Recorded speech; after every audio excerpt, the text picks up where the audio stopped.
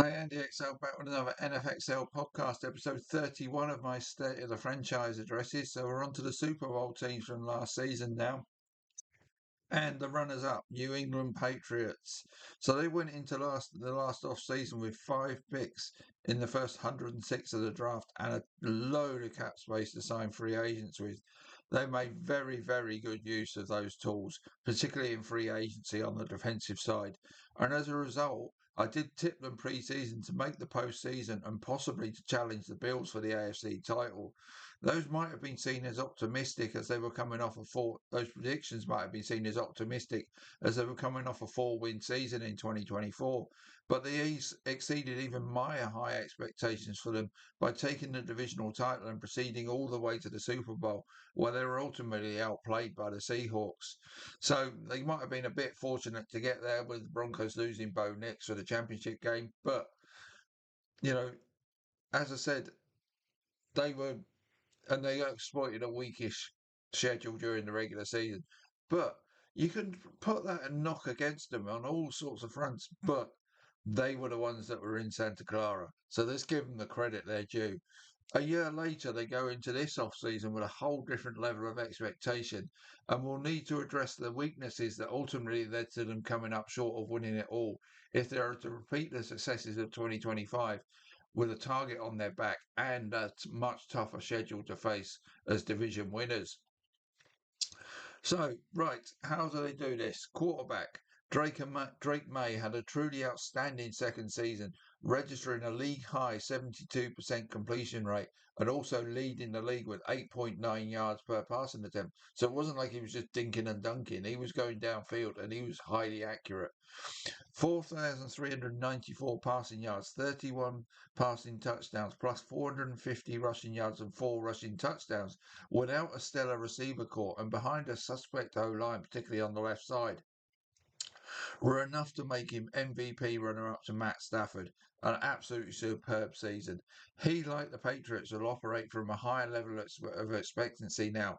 But if he comes anywhere near the numbers he put up in 25, he and the Patriots will enjoy another really good season in 2026.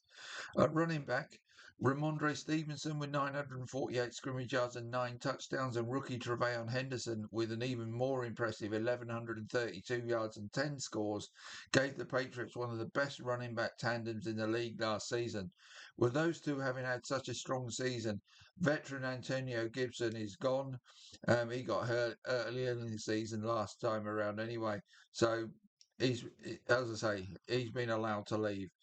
As with May, if Stephen and Henderson perform as well as they did next season, the Patriots will once again be a top 5 rushing offense. Really no need for any activity there. At wide receiver, as I said, the Patriots did not have a stellar wide receiver group last season. Veteran Stephon Diggs did just about manage to record his 7,000-yard season in the NFL and score 4 touchdowns. Kayshon Boutte, Matt Collins, and Demario Douglas combined for 1,558 receiving yards and 11 touchdowns, 6 of those from Boutte. Rookie Kyle Williams had a quietish season with 209 yards and 3 touchdowns. All these 5 wide receivers are signed up for next season, and it's entirely likely the Patriots stick with what they have there for at least one more year. At tight end, Hunter Henry with 768 yards and 7 touchdowns, along with Austin Hooper's 263 yards and 2 touchdowns, gave the Patriots pretty much everything they needed from the tight end position last season. Austin Hooper's now a free agent. The Patriots do have cap space to bring him back, but may choose to replace him via the draft, as both he and Henry are approaching their mid-30s, and Henry's about to enter a contract year too. On the offensive line, I will not need to tell anybody who watched the Super Bowl that the left side of the Pats O-line was a major issue last season. Last year's fourth overall pick, Will Campbell, struggled badly in pass protection, but was much better as a run blocker. Inside him, last year's third-round pick, Jared Wilson, was better as a pass protector than run blocker, but still struggled overall. Garrett Bradbury was ranked 30th of 40 centres too by PFF, so it wasn't all about the left side. They didn't get that help from him either, really. Mike Onwenu and Morgan Moses was much better on the right side of the O-line, which is the good news. The Patriots will now need to decide whether to keep faith with their their 2025 draft picks, Campbell and Wilson, but Bradbury's position may be the most vulnerable. And it seems certain this unit is going to see changes and additions this off-season. Now, I said the Patriots had good draft picks and plenty of salary cap last year. Well, they've really got four late-ish picks in the first four rounds, as we know that Super Bowl runners-up, so they're going to go late in each round. So they don't have great draft. They're certainly not as strong in terms of draft capital as they were last season, but they still do have 40 million in cap space to work with. So there's room there for them to do stuff. And maybe they used to spend some of that on the O line in terms of bringing more experience in the, at centre and on the left side. Defensive tackle, Corey Dordon and Christian Barmore give the Patriots a decent pair on the interior of their D line. Durden is about to enter his contract year, though, and there is room to upgrade here. So that may well happen this off season. And again, that might be a position they look at in the draft. On the edge, 25 and a half of the Patriots' 34 sacks came from the edge position. So this is another position they can look to improve at next season. 25 and a half isn't bad, but it's not elite. So there's some room for improvement. Calavon Chason is also a free agent, and he had 7.5 of those sacks last season. Whether Chason is back or not, I think the Patriots need to add an edge rusher who can push their sack total up towards 40 next season overall and north of 30 from the edge position.